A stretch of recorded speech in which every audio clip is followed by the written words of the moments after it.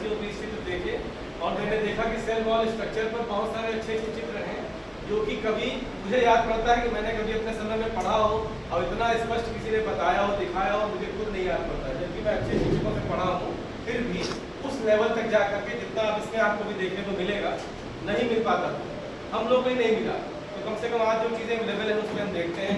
इसमें देखिए सेल है, उसके बाद दूसरी सेल है, सेल आपस में कैसे कनेक्ट होती हैं, मिडिल लेवल जो उनके बीच का पार्टीशन है, उसके बाद सेकेंडरी वॉल ये वाली जो ग्रीन पार्ट है ये सेकेंडरी सेल वॉल है और उसके बाद ये जो प्राइमरी सेल वॉल है ये पतली वाली है, उसके बीच में जो ब्लैक वाला ये मिडिल लेवल है। तो इस तरह से अभी और आपको चित्र दिखेंगे जिसमें बहुत और अच्छे क्लियर होगा आपको कि किस तरह से सेल वॉल का स्ट्रक्चर होता है, जो कि कभी हम सही ढंग से खुद भी नहीं समझ पाते और बच्चों को समझाने में भी मुश्किल आती है क्योंकि कई बार हमको खुद ही नहीं देखने को मिलता सही से। ये देखिए इसमें भी कुछ सेल स्ट्रक्चर आपस में ग्रुप ऑफ सेल्स दिखाई गई हैं कि किस तरह से उनका आपस में कनेक्शन होता है और मिडिल लेवल कहाँ है, प्राइमरी वॉल है, सेकेंडरी वॉल है, इसमें भी दिखाया गया। तो देखिए बीच में जो ब्लैक वाला है ये आपका मिडिल लेवल है, उसके बाद आपकी सेकेंडरी वॉल होती है, फिर उसके बाद प्राइमरी वॉल होती है, उसके अंदर फिर सेल मेम्ब्रेन होती है।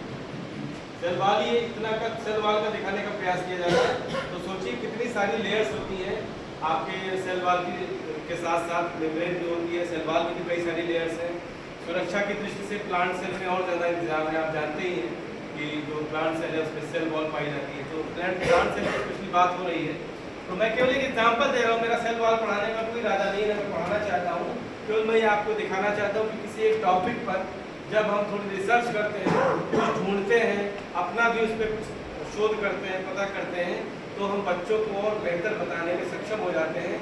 और आपके पास आज एक ऐसी टेक्नोलॉजी है, डिजिटल इंटरनेट सामग्री और विभिन्न प्रकार की जो जानकारियाँ हैं डिजिटल, वो आपको हेल्प करती है। देखिए इसमें और बेहतर ढंग से जो दिखाया गया है कि प्राइमरी सेल वॉल, फिर secondary cell wall, middle level, plasma membrane भी देखिए यहाँ भी अंदर की तरफ देख लिया लास्ट पर सबसे अंदर की तरफ प्लाज्मा मेम्ब्रेन, उसके बाद आपकी सेकेंडरी सेल वॉल, फिर उसके बाद प्राइमरी सेल वॉल, फिर मिडिल लेवल जो अलग करती दूसरे सेल से। तो इस तरह से देखिए कई सारे चित्र मैं आपके लिए लाया हूँ और सब में अलग अलग ढंग से दिखाने का प्रयास किया गया है। और मैं केवल आपको दिखाना चाहता हूँ कि किस तरह से एक ही चीज को स्पष्ट करने के लिए आपके पास 15-20 ऑप्शन है, और भी होंगे। अभी मैं वहाँ तक और आगे जाता तो और मिलते, मैंने 2 घंटे समय दिया तो इतना मिला, और किसी दिन फिर अगर दे देंगे समय तो और भी चीज़ें मिलेंगी। तो हो सकता है अभी मैं वहाँ पहुँच न पाया, आप बैठे तो हो सकता है आप वहाँ पहुँचे, तो वो तो महासागर है ज्ञान का, वहाँ से हमें ढूंढना है और हमारे काम की चीज़ों को ले करके और अपना भी देखना है और बच्चों को भी दिखाना है।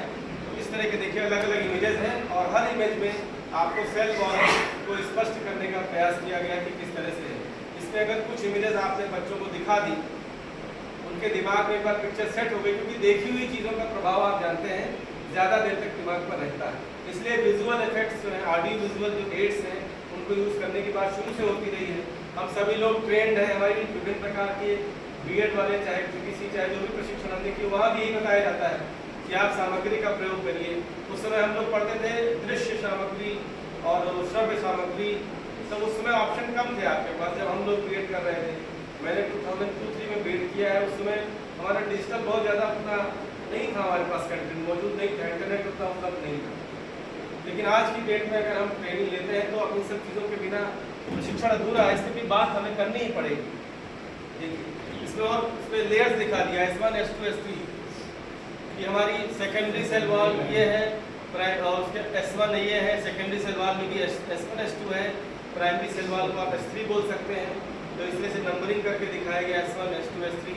फिर उसके बाद प्राइमरी वॉल ये है, हमारे सेकेंडरी में ही 3 है। तो इस तरह से देखिए सेकेंडरी वॉल्स में हमारे 3 लेयर्स हैं। इसका और स्पष्ट हो गया। अभी तक जो मैं आपको दिखा रहा था उसमें सेकेंडरी, प्राइमरी और सेल मेम्ब्रेन दिखा रहा था, लेकिन अब क्या दिखा रहा है कि इसमें भी सेकेंडरी वॉल में भी 3 लेयर्स हैं।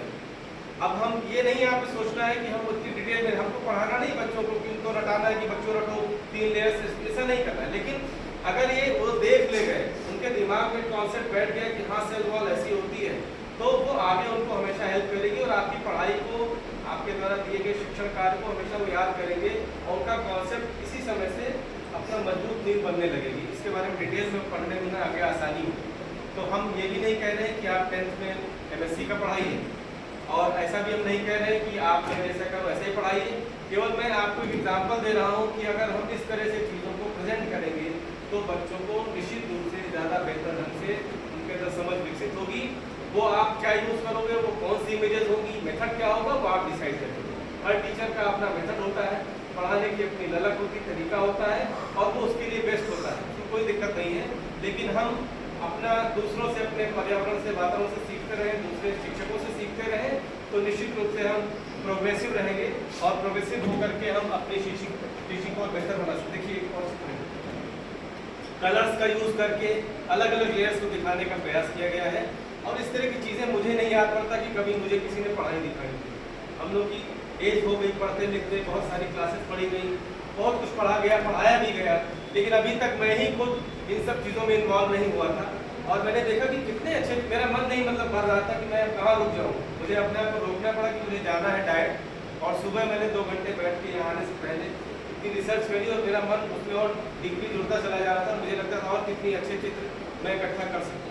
तो ये मैं केवल आपको एक एग्जाम्पल शो करने के लिए लाया हूँ कि इस तरह के अगर किसी भी टॉपिक पर थोड़ा आप समय देंगे और अपनी चीज़ों को और अच्छे से तैयार करेंगे, ये देखिए इसमें और बेहतर ढंग से 3D में ये भी दिखाने का प्रयास किया है कि हमारी जो सेल वॉल जब डेवलप होती है तो किस तरह से अरेंजमेंट होता है। आप जानते हैं कि प्लाज्मा मेम्ब्रेन होती है, सेल वॉल होती है, उसमें आपकी सेलुलोज होती है, हेमिसेलुलोज होती है और कई सारी और प्रोटीन्स होती हैं।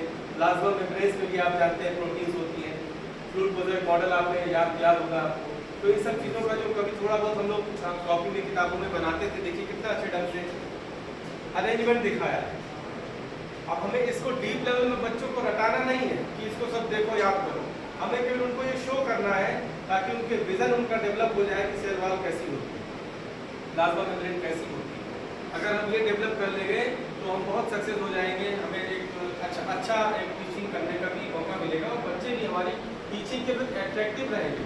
वो हमेशा आपकी क्लास का इंतजार करेंगे कि सर आएंगे तो अभी इंटरेस्टिंग चीज़ें दिखाएंगे, बताइए।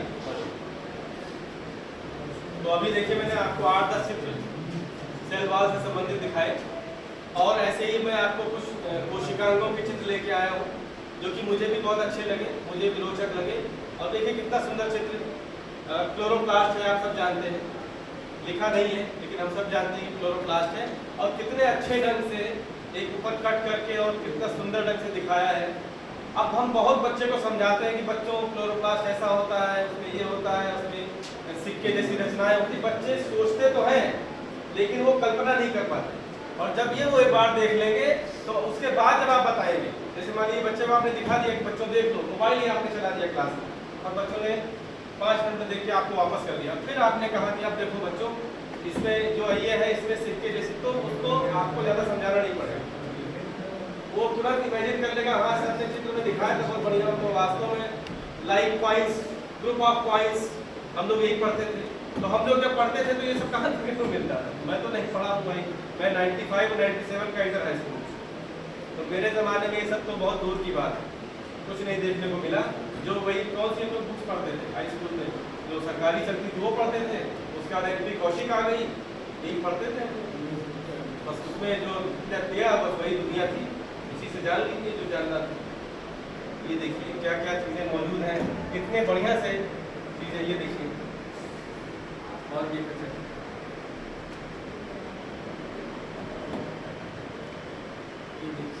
इसमें 3 एंगल से दिखाया है, ऊपर का कट कर दिया तो ऐसे दिख रहा है, साइड से कट कर दिया ये दिख रहा है, और इधर से कट कर दिया तो इस तरह से दिख रहा है।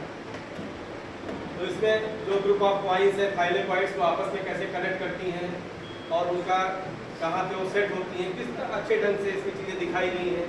और इन सब चित्रों के बिना आज की दुनिया में अगर हम, आप सोचिए हम आप जहाँ गांव के विद्यालय में पढ़ा रहे हैं, गांव के बच्चों को ये दिखाना आप तो कह रहे हैं कि एक पुण्य का काम है, क्योंकि वो बेचारे इतने मतलब पिछड़े क्षेत्रों के रहने वाले गांव से हैं, वो पा भी रहे हैं देखने को मोबाइल में, तो उल्टी सीधी चीज़ें रील देखना सीख रहे हैं, उनको लोग ये तो सिखा रहे हैं रील देखो, फलाना देखो, टमाका देखो। उनके गाँव में बता रहा हूँ, गाँव में जो माहौल है वहाँ वो सब देख रहे हैं, लेकिन ये सब चीज़ें बताने वाला गाँव में उनको कोई है उनके घर में, वो तो टीचर ही बताएगा।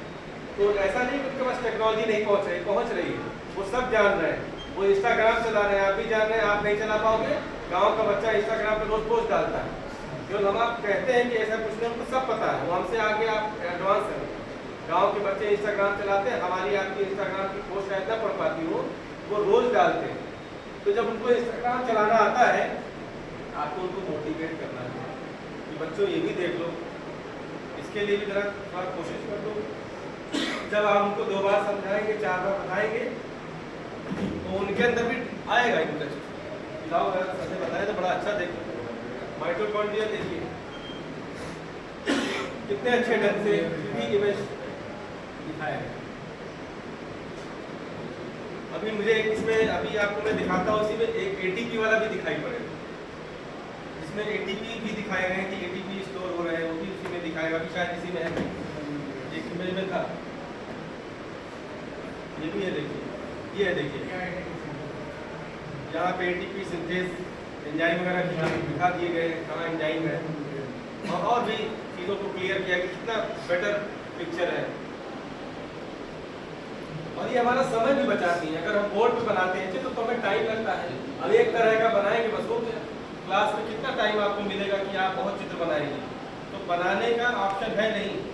इनको अगर आप प्रिंट कर सकें या मोबाइल में बच्चों को दिखा सकें, और सब प्रिंट भी नहीं करना है, 1-2 प्रिंट करके उनको दिखा दिए तो उनको अच्छा लगेगा, उनको लगेगा कि हाँ ये भी हम इंटरनेट से कर सकते हैं, उनको एक मोटिवेशन मिलेगा।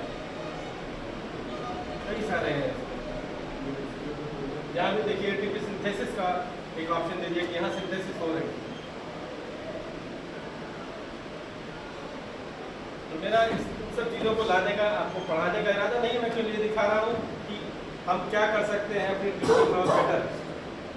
ये देखिए और अट्रैक्टिव है और सुंदर सा है और बढ़िया है। क्रिस्टी, राइबोसोम्स, मेम्ब्रेन, ये सब हम पढ़ाते हैं बच्चों को, सालों से पढ़ा रहे हैं। हमको भी किसी ने पढ़ाया था, लेकिन जो आज हम देख रहे हैं तो हमें भी देख करके इंटरेस्टिंग, मैं भी देखता रह जाता हूँ, थोड़ी देर तक खोलता हूँ तो इतना सुंदर है, इतना बढ़िया है। हमको जो पढ़ाया गया था आज देखने को मिल रहा है, तो क्यों ना हम अपने बच्चों को इसी एज पर कम से कम एक झलक दिखला दें और उनको समझाएं कि देखो बेटा मोबाइल में ये सब भी है।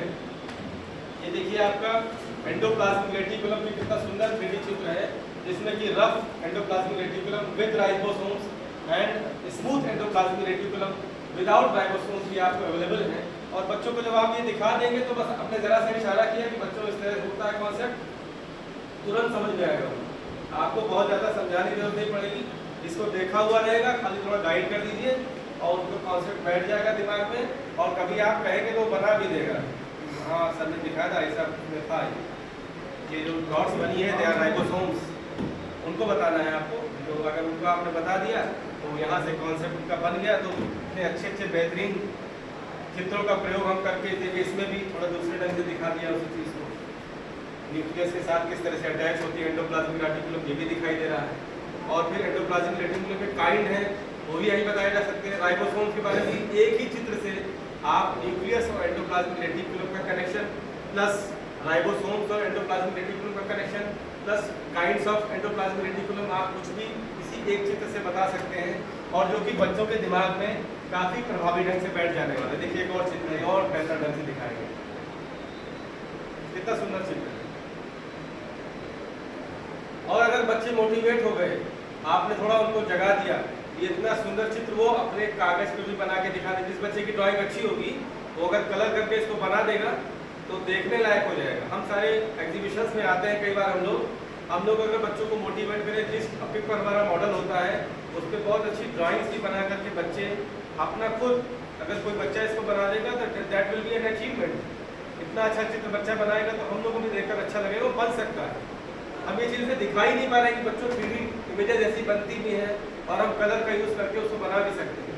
और इस तरह की चीज़ें अगर वो बनाता है, डेवलप करता है, एक बार सीख जाता है, उसके अंदर इंटरेस्ट डेवलप हो जाएगा तो बहुत सारी चीज़ें बना सकता है। ये गॉल्गी एपरेटस, उसका भी इमेज मैंने लेके आया था आपके लिए कि आप इसको देखें कि कितने सारी इमेजेस सही ढंग से आपको अगर बच्चों के सामने प्रेजेंट करते हैं तो किसी भी कोशिकांग की बनावट, उसकी बाहरी संरचना, कम से कम morphology of any cell organelle आप बच्चों को आसानी से इन चित्रों से समझा सकते हैं। एनाटॉमी में भी नहीं जाते हैं, आंतरिक संरचना को छोड़ दीजिए, लेकिन कम से कम ये जो आपका बाहरी स्वरूप संरचना किसी भी कोशिकांग की है, उसके बारे में आप निश्चित रूप से बच्चों को इन चित्रों से, क्योंकि क्लास 10th के लेवल पे हमें बहुत ज़्यादा एनाटॉमी में नहीं जाना होता है, जितना कोर्स है उसी हिसाब से चलें। लेकिन अगर कोशिकांगों को हम इन इमेजेस के माध्यम से उन बच्चों को बताएंगे तो कम से कम कोशिकांगों का कॉन्सेप्ट उनका 10th लेवल तक बहुत बढ़िया से डेवलप हो जाएगा और आगे 11th लेवल पे वो बहुत अच्छा करेंगे बायोलॉजी में और उनका इंटरेस्ट भी डेवलप होगा। और जैसा कि अपने सब्जेक्ट से सभी को स्वार्थ होता है, हम लोग जब पढ़ाते हैं 10th लेवल पे 9th लेवल पे, मेरा भी मन करता है कि ज़्यादातर बच्चे बायोलॉजी लेके पढ़े आगे। मन एक अंदर से रहता है कि बच्चों को उनसे डेवलपमेंट हो बच्चों का और बच्चे आगे बढ़े तो 11th में बायोलॉजी ले लें। पता नहीं कि खुशी मिलती नहीं कि बायोलॉजी ले रहे बच्चे, बायोलॉजी लिया तो हम अच्छा लगता है, तो बायोलॉजी लेने की तो संख्या बढ़ जाएगी अगर आप करा देंगे बच्चों को, उनको बड़ा इंटरेस्टिंग लगेगा। न्यूक्लियस का मैंने कई सारा लिया है, जो न्यूक्लियस के बनावट को अभी आप 3-4 चित्र और दिखाऊंगा, 5-6 चित्र होंगे न्यूक्लियस के, जिनमें न्यूक्लियस को बहुत अच्छे ढंग से दिखाया है। ये कोशिका नहीं, ये न्यूक्लियस है और उसके अंदर का दिखाने का और बाहर का भी प्रयास किया गया है कि बाहरी संरचना है, पोर्स है, न्यूक्लियर पोर्स, जो कि हम वैसे बनाते हैं तो बीच बीच में बना लेते हैं छेद। अब इसमें 3D में दिख रहा है कि पोर्स कहाँ होंगे, बाहर की तरफ किस तरह से पोर्स है और अंदर न्यूक्लियोलस कहाँ होती है। और देखिए बहुत अच्छे अच्छे चित्र हैं न्यूक्लियस के, और देखिए और सुंदर ढंग से दिखाया है कि न्यूक्लियस है, न्यूक्लियस के साथ एंडोप्लाज्मिक रेटिकुलम भी दिखा दिया है, सेल पूरा दिखा दिया है। और भी ये भी यहाँ भी देखिए एंडोप्लाज्मिक रेटिकुलम और भी ऑर्गेनेल्स, और फिर स्पेशली फोकस किया है केंद्रक पर। तो उसी चित्र में जो भी हम देख रहे थे केवल केंद्रक का था, अब ये विद सेल है, सेल के साथ साथ इसमें भी न्यूक्लियस को एक पार्ट कट करके 3D में दिखाया गया। ये भी है, कई सारे हैं देखिए, और सब एक से एक इंटरेस्टिंग इमेजेस हैं जो बच्चों को। अब देखिए यहाँ पे डीएनए ले आए चित्र में, अभी तक जो था उसमें केवल न्यूक्लियोलस दिखा रहे थे, एक दिखा रहे थे कहाँ पे है। अब देखिए इस चित्र में डीएनए भी आ गया। अभी और देखिएगा एक चित्र दिखाऊंगा, उसमें आपको क्रोमोसोम भी दिखा देंगे। यानी जैसे जैसे आप अलग अलग टाइप की इमेजेस यूज करते हैं, आप अलग अलग कॉन्सेप्ट को बच्चों को समझाने में भी आप सफल हो सकते हैं। देखिए और देखिए इसमें एंडोप्लाज्मिक रेटिकुलम और न्यूक्लियस का कॉम्बिनेशन साथ में दिखाया गया, क्योंकि दोनों आपस में कनेक्ट रहते जुड़े हुए हैं। और देखिए ये भी है, इसमें देखिए क्रोमोसोम आ गया। इस इमेज में आप न्यूक्लियस में क्रोमोसोम भी दिखा दिया इन्होंने, सेल डिवीजन होने वाला है, क्रोमोसोम भी बन गए हैं। तो यहाँ से आप बता सकते हैं कि ये लोकेशन है क्रोमोसोम्स की, और इस तरह से न्यूक्लियस के अंदर क्रोमोसोम भी पाए जाते हैं, न्यूक्लियर मटेरियल पाया जाता है, तो आपका genetic material in the form of chromosomes. इसमें भी वही चीजें दिखाई दी। क्रोमेटिन आ गया, कंडेंस्ड क्रोमेटिन, यही कंडेंस्ड क्रोमेटिन आपका क्रोमोसोम में बदल जाता है। तो आप कभी क्रोमोसोम वाला इमेज दिखाइए, कभी ये वाला दिखाइए, और बच्चों को आप कॉन्सेप्ट देंगे कि हमेशा जो आपका मटेरियल है, जेनेटिक मटेरियल, वो हमेशा एक ही फॉर्म में नहीं रहता, उसका फॉर्म बदलता रहता है। आप इन सब इमेजेस से आप उनको वो भी कॉन्सेप्ट क्लियर करा सकते हैं। और हमेशा हमें इस बात का ध्यान रखना है कि बच्चे का उस समय का मानसिक स्तर क्या है, हमारा कोर्स क्या है, उससे हमें बाहर नहीं जाना है। लेकिन हम जितना देर भी इस चैप्टर को पढ़ाएं, हम इस तरह से प्रयास करें कि उनके बेसिक जो कॉन्सेप्ट्स हैं वो डेवलप हो जाए और अच्छे से बच्चों को समझ में आ जाए। तो ये इमेजेस हमें बहुत हेल्प करने वाली हैं। और वीडियो तो छोड़ दीजिए, वीडियो तो अपने आप में इफेक्टिव होता ही है, लेकिन वीडियो दिखाने में, सुनाने में बहुत सारी प्रॉब्लम्स हैं। अगर हम आपको वीडियो दिखाना चाहें तो अभी हमें साउंड भी चाहिए, साउंड चलना चाहिए, कई सारी चीज़ें हैं। तो इमेजेस आपको बहुत हेल्प करेंगी, उसमें ज़्यादा डेटा भी नहीं खर्च होता है, उनका प्रेजेंटेशन भी आसान होता है, और इमेजेस देखकर ही बच्चे बहुत सारा कुछ सीख सकते हैं। तो ये लगभग आखिरी चित्र था, जिस तरह से मैंने आपको भी 30 से ऊपर स्लाइड थी जो मैंने अभी आपको दिखाई है, 30-35 स्लाइड्स थी, 35 के ऊपर स्लाइड्स इस पीपीटी में थी। तो मैं आपसे यही अनुरोध करूँगा, मैंने अपने सेशन में, मेरा टॉपिक था यूनिट ऑफ लाइफ, जिसमें कि कोशिका के बारे में बात करते हैं, कक्षा 9 का चैप्टर है, और उसमें कोशिका और कोशिकांगों के बारे में हमें बच्चों को सामान्य ज्ञान देना होता है। और महत्वपूर्ण चैप्टर भी है, बेसिक चैप्टर है बायोलॉजी का, जिसको पढ़ने के बाद बच्चों की बायोलॉजी इस तरह से स्टार्ट होती है। पहले जो भी कुछ वो पढ़ के आए हों, लेकिन हमारा जो 9th क्लास का बायोलॉजी स्टार्ट होता है वो इसी से लगभग स्टार्ट होता है। तो इसलिए मैं ये अनुरोध करूंगा आपसे कि इस चैप्टर को कम से कम हम जरूर इन सब चीज़ों की हेल्प लें। और आज आपके पास टेक्नोलॉजी है, आपकी जेब में है, थोड़ा सा आप अपना समय उसमें दें। मैं यही अनुरोध करूंगा कि आप सबसे मेरा यही अनुरोध रहेगा कि इन सब चीज़ों को थोड़ा अप्लाई करें। आप लगातार अच्छा पढ़ा रहे हैं, आप बच्चों को आगे ले जा रहे हैं, बच्चों के आप मार्गदर्शक हैं। थोड़ा सा हमें अपने आप को, मुझे भी इम्प्रूव करने की ज़रूरत है कि मैं भी अपने आप को इम्प्रूव करता हुआ चलूँ और आप भी चलें, जिससे कि बच्चों की जो शिक्षा है जीव विज्ञान की, विशेष तौर से मैं चूँकि जीव विज्ञान का हूँ तो मेरा फोकस उस पर ज़्यादा रहता है।